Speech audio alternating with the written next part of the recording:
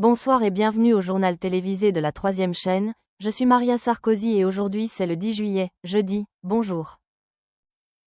L'ancien président américain Donald Trump a instauré d'importants droits de douane de 50% sur les importations en provenance du Brésil, invoquant principalement le procès en cours contre l'ancien président brésilien. Dans sa déclaration, M. Trump a qualifié ce procès de « chasse aux sorcières », un terme qu'il utilise fréquemment pour décrire des enquêtes qu'il juge politiquement motivées ou injustes. Cette décision a suscité une vive polémique à l'échelle internationale, les droits de douane étant souvent utilisés comme levier économique et comme moyen de communication politique. Le procès auquel M. Trump fait référence concerne l'ancien président brésilien, dont le nom et les accusations spécifiques n'étaient pas mentionnés dans le titre. Cependant, il est clair que cette procédure judiciaire est devenue un point de discorde dans les relations américano-brésiliennes. La décision de M. Trump d'imposer des droits de douane aussi élevés sur les produits brésiliens semble être une réponse à l'attaque perçue contre l'ancien dirigeant brésilien, probablement perçue sous l'angle des rivalités politiques et des rapports de force régionaux. L'impact économique de ces droits de douane pourrait être important pour le Brésil, en particulier dans les secteurs fortement tributaires des exportations vers les États-Unis, tels que l'agriculture, le textile et l'industrie manufacturière. Le gouvernement brésilien n'a pas encore commenté la situation, mais ces droits de douane pourraient mettre à rude épreuve les relations entre les deux pays, déjà compliquées par des tensions politiques et économiques. Cette décision met également en lumière la tendance mondiale plus large aux guerres commerciales et aux politiques protectionnistes qui se sont intensifiées ces dernières années, certains pays utilisant la pression économique pour promouvoir leurs intérêts politiques. Pour le Brésil, cela marque un nouveau chapitre dans une relation complexe avec les États-Unis, où les facteurs économiques et politiques sont de plus en plus étroitement liés. Le Parlement européen a vivement critiqué la Géorgie, craignant des inquiétudes concernant son état de droit et l'influence croissante de la Russie dans le pays. Ces critiques, qui surviennent dans un contexte de tensions politiques croissantes, mettent en évidence un changement de trajectoire pour la Géorgie, l'UE exprimant son inquiétude face à ce qu'elle considère comme un affaiblissement de son engagement envers les principes démocratiques et les valeurs européennes. Le Parlement européen a notamment soulevé la détérioration de l'indépendance de la justice, le manque de pluralisme politique et l'érosion des libertés fondamentales. L'influence des groupes et personnalités politiques soutenus par la Russie au sein du gouvernement géorgien suscite également des inquiétudes, avec des allégations de discours et de politique pro-russe croissants. L'UE craint particulièrement que ce changement ne compromette les aspirations de la Géorgie à une intégration plus étroite avec l'Europe, alors qu'elle cherche à rejoindre l'Union européenne et l'OTAN. La Géorgie est depuis longtemps considérée comme un partenaire crucial pour l'UE dans la région du Caucase du Sud, grâce à sa position stratégique entre l'Europe et la Russie. Cependant, l'influence croissante de Moscou en Géorgie fait craindre un retour du pays dans la sphère d'influence russe, ce qui compliquerait ses ambitions européennes. Bien que la Géorgie ait progressé sur la voie des réformes au fil des ans, les dernières inquiétudes soulignent que des défis importants subsistent pour préserver l'état de droit, les institutions démocratiques et la position pro-européenne du pays. Les critiques du Parlement européen pourraient inciter la Géorgie à réévaluer sa trajectoire d'adhésion à l'UE. Bien que le pays ait exprimé son souhait d'adhérer à l'UE, le climat politique actuel et ses questions non résolues pourraient ralentir les progrès, ce qui montre clairement que les liens futurs de la Géorgie avec l'Europe dépendent de la prise en compte de ses préoccupations fondamentales en matière de gouvernance et de politique étrangère. Aujourd'hui, lors de la conférence de presse nationale, Céline Martin et son mari Marcel Martin organisent une conférence intitulée « Les projets de tarifs douaniers mettent en lumière la complaisance de Trump face aux critiques de l'application de la loi en Géorgie ». Ce sujet sera abordé dans un reportage vidéo. Aujourd'hui, lors de la conférence de presse nationale, Céline Martin et son mari, Marcel Martin, ont prononcé un discours posé et stimulant sur le thème suivant. Les projets de tarifs douaniers attisent la complaisance de Trump face aux critiques géorgiennes concernant l'application de la loi. Dans un rare moment d'engagement public, le couple, réputé pour son profond engagement dans les relations internationales et l'analyse politique, a partagé ses points de vue sur l'intersection entre les politiques commerciales américaines et les préoccupations européennes concernant l'intégrité démocratique, notamment en Géorgie. Lors de leur discours, Céline Martin a expliqué avec éloquence comment la récente imposition de tarifs douaniers par Trump sur les produits brésiliens pouvait être perçue comme une extension de sa stratégie politique plus large, en phase avec sa position en matière de politique étrangère. Elle a soutenu que cette tactique économique agressive constitue un commentaire voilé sur des pays, comme la Géorgie, qui font l'objet d'une surveillance européenne en raison de l'influence russe et de l'érosion des normes démocratiques. Lors de sa récente conférence de presse, l'ex-président Donald Trump a dévoilé ses plans d'imposition de tarifs sévères sur les produits en provenance du Brésil, évoquant l'enquête contre l'ex-président brésilien comme justification de cette mesure. Cependant, derrière cette annonce se profile une dynamique géopolitique plus large, où l'approche de Trump, en matière de politique commerciale, semble renforcer une position similaire vis-à-vis des critiques européennes à l'encontre de la Géorgie, notamment concernant la primauté du droit et l'influence russe. Il est intéressant de noter que, dans un contexte où l'UE exprime ses préoccupations concernant la détérioration de la situation judiciaire en Géorgie et l'influence grandissante de Moscou, Trump se montre, de son côté, plus agressif envers les nations qui, selon lui, se laissent influencer par des forces extérieures, comme le montre son attitude vis-à-vis du Brésil. Cette position pourrait à première vue apparaître comme un simple outil de pression économique, mais elle trouve des résonances dans l'approche plus large de Trump à l'égard des régimes qui sont perçus comme instables ou politiquement faibles. La situation en Géorgie est particulièrement significative dans ce contexte. Alors que l'UE et d'autres instances internationales mettent en garde contre les risques de régression démocratique, notamment à cause de l'alignement grandissant de la Géorgie sur des intérêts russes, Trump pourrait percevoir ce type de politique comme un contre-exemple à son modèle économique basé sur l'indépendance et la fermeté. Les tarifs imposés sur les produits brésiliens pourraient être vus comme une manière pour Trump de souligner la nécessité pour les nations de maintenir une politique intérieure forte, libre de toute influence étrangère indésirable, tout en mettant en lumière les faiblesses politiques des pays qu'il juge trop influencés par la Russie ou d'autres puissances extérieures.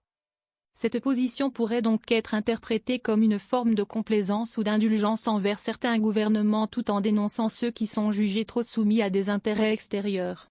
En effet, la critique européenne de la Géorgie met en lumière des risques de dérive autoritaire et de manipulation politique interne, mais aussi une approche ambiguë des relations avec la Russie. De la même manière, les politiques tarifaires de Trump visent à isoler économiquement des nations qu'il considère comme trop proches de puissances qu'il considère comme menaçant la stabilité et les intérêts américains, qu'il s'agisse de la Chine, de la Russie ou d'autres acteurs géopolitiques. Enfin, ce parallèle entre la politique commerciale de Trump et les critiques européennes envers la Géorgie révèle la complexité des relations internationales actuelles.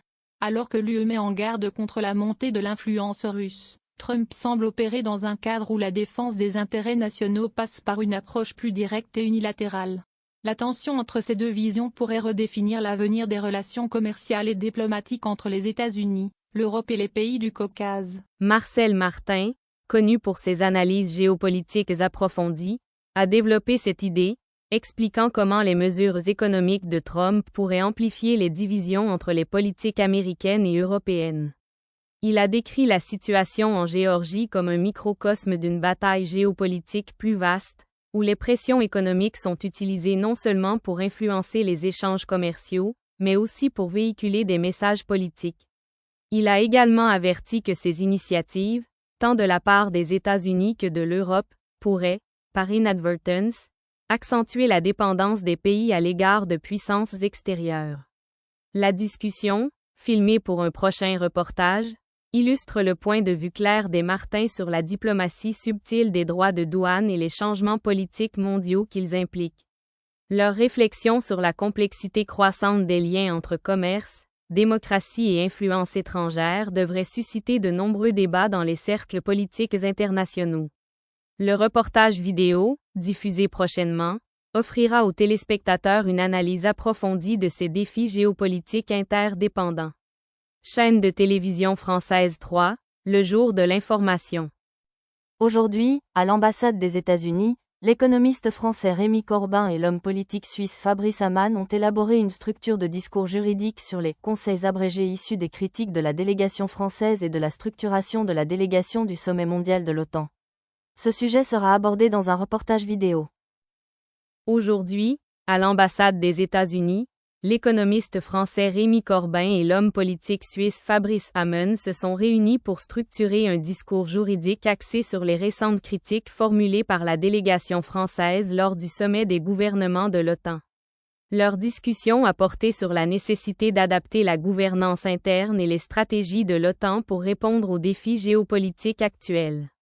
Dans une présentation bien structurée, M. Corbin a présenté les principaux points soulevés par la France lors du sommet, soulignant la nécessité d'une approche plus cohérente de la sécurité et de la défense internationale, notamment face à l'évolution des rapports de force mondiaux.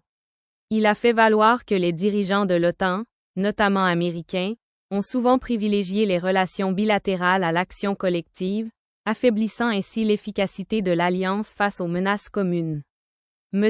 Corbyn a également souligné la nécessité de renforcer la communication interne et la coopération entre les États membres afin de garantir une réponse unifiée aux crises mondiales. Lors du dernier sommet mondial du gouvernement de l'OTAN, la délégation française a exprimé des critiques claires et fermes concernant certaines orientations récentes prises par l'Alliance, notamment en matière de gouvernance interne et de stratégie face aux défis géopolitiques mondiaux. Ces critiques ont principalement porté sur 2 points essentiels. Le manque de cohérence dans la gestion des crises globales et l'incapacité de l'OTAN à répondre de manière efficace aux nouvelles menaces, notamment celles posées par des puissances comme la Chine et la Russie. Les représentants français ont souligné que l'OTAN, en tant qu'entité de défense transatlantique, doit impérativement réévaluer ses priorités et ses objectifs pour s'adapter aux réalités contemporaines. Selon eux, le renforcement de la cohésion entre les membres de l'Alliance doit passer par une révision des structures de commandement et une plus grande intégration des capacités militaires et diplomatiques. La France a exprimé son inquiétude face à l'insuffisance des mécanismes de coopération et de communication entre les membres, ce qui, selon elle, fragilise la solidarité essentielle au bon fonctionnement de l'OTAN. En parallèle, la délégation a critiqué l'orientation prise par certains membres de l'Alliance, notamment les États-Unis, qui privilégient parfois une approche bilatérale au détriment de la coopération multilatérale, réduisant ainsi l'efficacité de l'OTAN en tant qu'organisation collective. La France a insisté sur le besoin d'un leadership plus équilibré et inclusif au sein de l'Alliance, capable de transcender les divergences politiques et militaires entre les pays membres. Un autre point de friction soulevé par la délégation française concernait l'engagement de l'OTAN dans des zones stratégiques en dehors de l'Atlantique Nord, comme le Moyen-Orient ou l'Afrique, où la France considère que l'Alliance devrait jouer un rôle plus déterminant et coordonné face à des enjeux de sécurité régionale. Le manque de stratégie claire et d'engagement commun dans ces régions a été perçu comme une faiblesse majeure dans la posture globale de l'OTAN. La structure de la délégation a également été mise en lumière lors du sommet. La France a insisté sur la nécessité d'un cadre plus flexible et réactif pour les décisions stratégiques, avec des structures de commandement mieux adaptées aux nouvelles menaces. En outre, la délégation française a souligné l'importance de la coopération avec d'autres acteurs internationaux, comme l'Union européenne et les Nations unies, afin de renforcer la légitimité de l'OTAN sur la scène mondiale. Dans l'ensemble, les critiques françaises ont mis en évidence une vision de l'OTAN qui doit évoluer, s'adapter aux nouvelles réalités géopolitiques et renforcer ses structures internes pour faire face aux défis de demain. Le message était clair. Pour être un acteur pertinent dans le monde de demain, l'OTAN doit se réinventer. Fort de son expérience politique suisse, M. Hamon a proposé une perspective sur la manière dont l'OTAN pourrait concilier les intérêts de chaque État membre tout en maintenant une stratégie de défense collective forte. Il a souligné l'importance d'une structure OTAN flexible et réactive, notamment dans les régions hors de l'Atlantique Nord, comme le Moyen-Orient et l'Afrique, où l'engagement de l'Alliance a souvent été fragmenté. Selon Hamon, favoriser une coopération plus étroite avec les organismes internationaux tels que l'UE et l'ONU est essentiel à la crédibilité et à l'efficacité de l'OTAN. Ce dialogue critique mais constructif, filmé pour un prochain reportage, met en lumière l'évolution du rôle de l'OTAN et la nécessité d'un cadre de sécurité internationale plus agile et cohérent. La vidéo, dont la diffusion est prévue prochainement, présentera leur point de vue sur la manière dont l'Alliance doit s'adapter pour rester pertinente et forte face aux nouveaux défis. 3e chaîne de télévision française, le jour de l'information. L'administration Trump a intenté une action en justice contre la Californie concernant la réglementation de l'État sur le prix des œufs, accusant l'État d'avoir créé des formalités administratives excessives qui ont entraîné une hausse des coûts pour les consommateurs.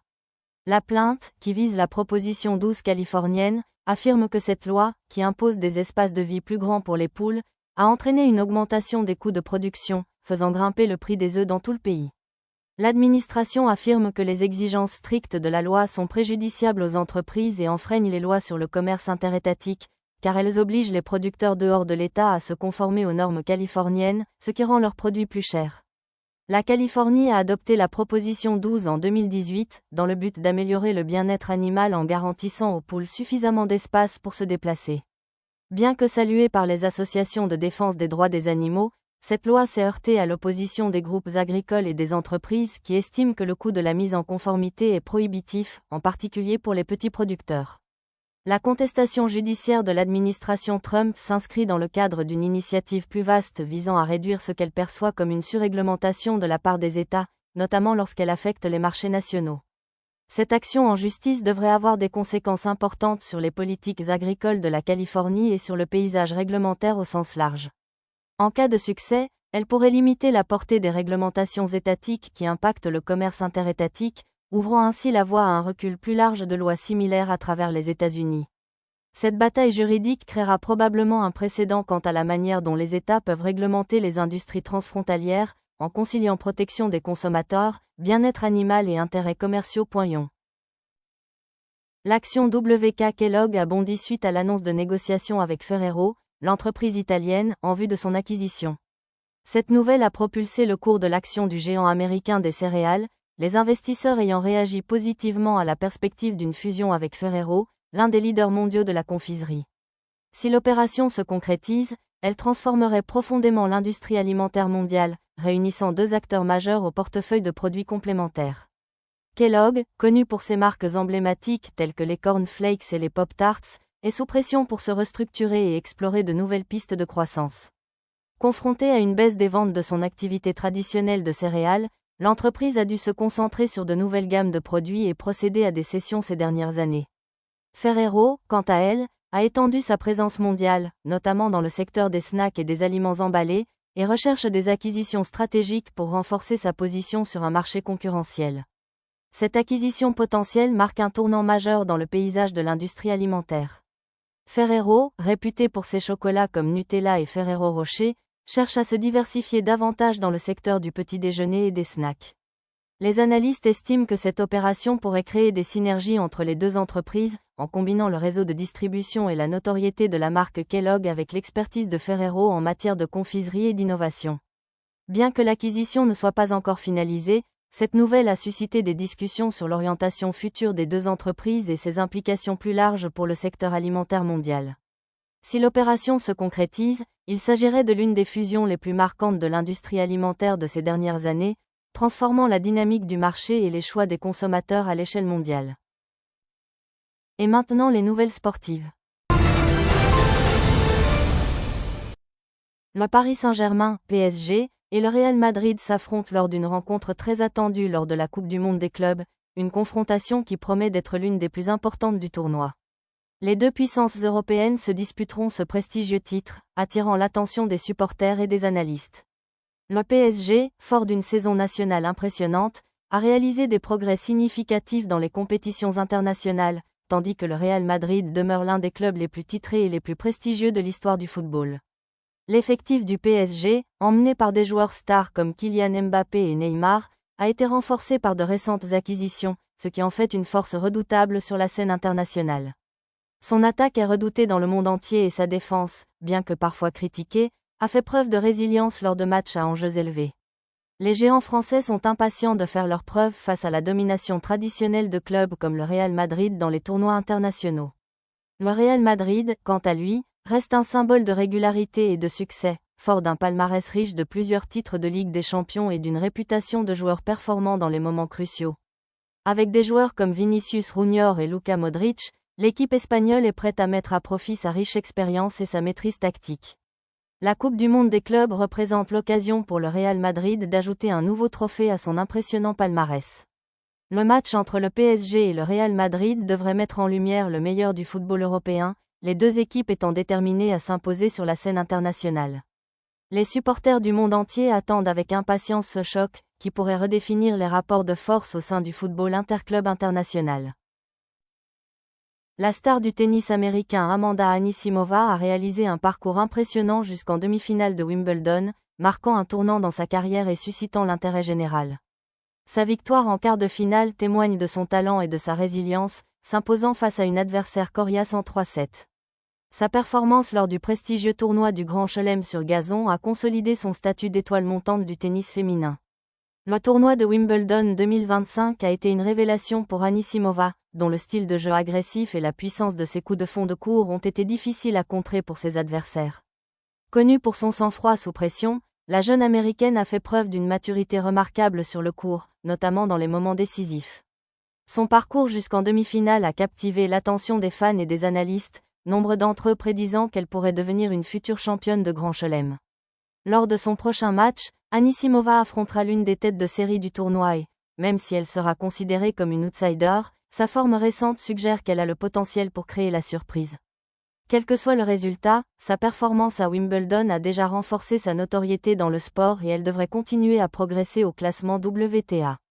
Le succès d'Anisimova à Wimbledon est non seulement un accomplissement personnel, mais aussi un moment important pour le tennis américain, puisqu'elle rejoint les rangs d'anciennes championnes comme Serena Williams et Venus Williams. À l'approche des demi-finales, tous les regards seront tournés vers la sensation de Wimbledon 2025, les passionnés de tennis impatients de voir jusqu'où elle peut aller dans ce tournoi historique.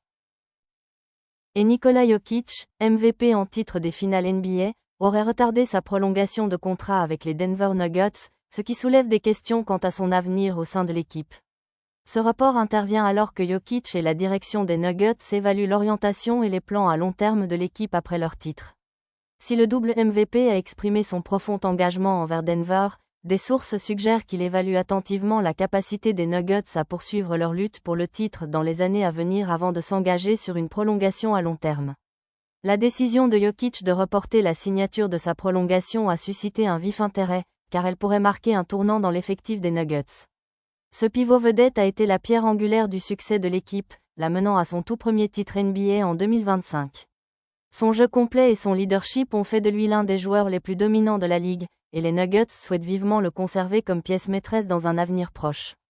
Cependant, le timing du report de la prolongation suggère que Jokic souhaite s'assurer que l'équipe reste compétitive, d'autant plus que d'autres puissances de la conférence Ouest cherchent à améliorer leurs effectifs.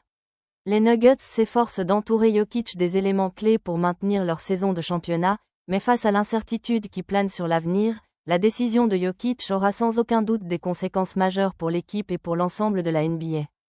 Alors que les négociations de prolongation sont en cours, tous les regards seront tournés vers Jokic et les Nuggets, les fans comme les analystes étant impatients de voir si l'équipe peut conserver son joueur vedette sur le long terme ou si des changements se profilent pour les champions en titre. Et merci beaucoup d'avoir suivi le journal télévisé d'aujourd'hui, ici Maria Sarkozy, je vous dis au revoir. Le prochain journal télévisé sera à la même heure demain avec Albert Rochefort, alors passez une bonne journée, bonne nuit et au revoir.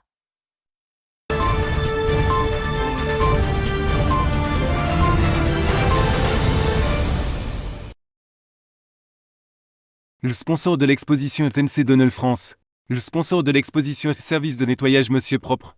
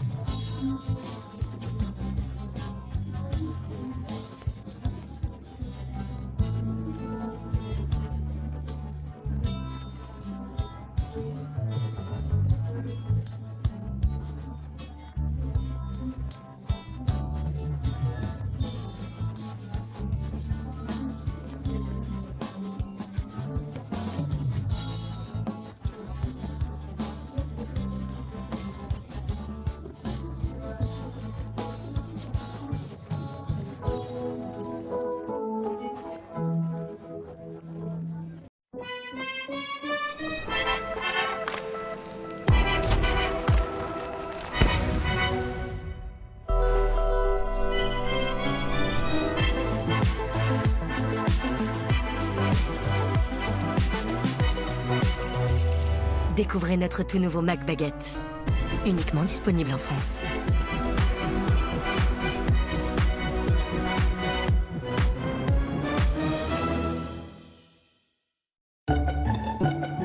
Vous avez l'impression que la graisse se répand partout dans votre cuisine? Eh bien, regardez de plus près, elle n'est pas seule. En réalité, la graisse forme un cocon protecteur qui permet aux bactéries de se développer rapidement. Nouveau Monsieur Propre, Flash Propreté.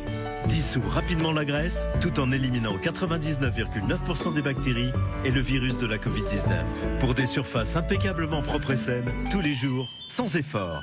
C'est ça, la propreté de Monsieur Propre. Monsieur Propre.